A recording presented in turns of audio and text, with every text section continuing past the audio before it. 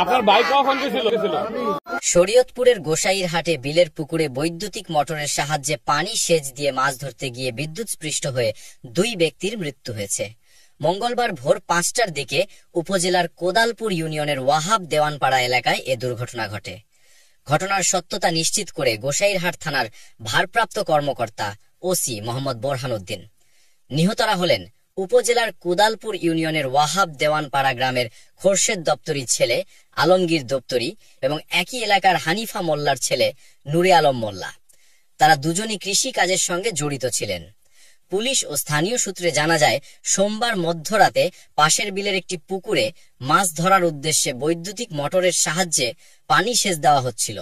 এ সময় অসাবধানতাবশত তারা বিদ্যুৎস্পৃষ্ট হয়ে গুরুতর আহত হন।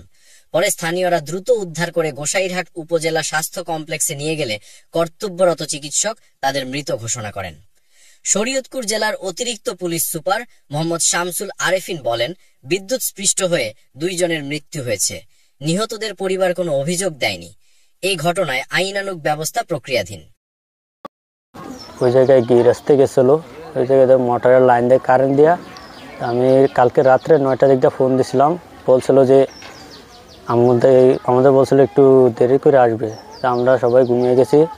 সকালে উঠে ফজর নামাজ পড়ার পরে বাড়িতে এসে জানতে পারি আব্বু আসে নাই।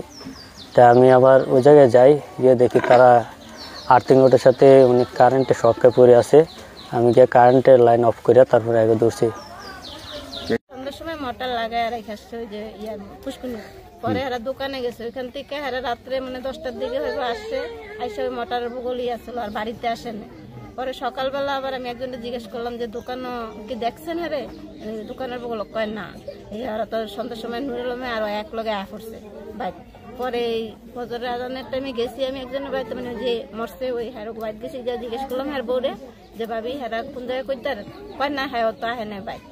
তো এই আমরা তালাশ করলাম, গিয়ে দেখি যে ঘরের পাশে হারা দুজন একাত্রভাবে পড়ে রয়েছে। দুটা এই অ্যাক্সিডেন্টাল মৃত্যু ঘটনা ঘটেছে, তাদেরকে হসপিটালে নেওয়া হয়েছে। ওখানে এই ডাক্তার যারা আছেন, ডিউটি ডক্টর, ওখানে লিখে দিয়েছেন যে বিদ্যুৎ স্পষ্টভাবে মৃত্যু। এবং আমরা ওনাদের সাথে কথা বললাম, তারাও এই ওনাদের ওয়াইফ এবং মা এবং ওনাদের ভাই তারা ওখানে ছিলেন।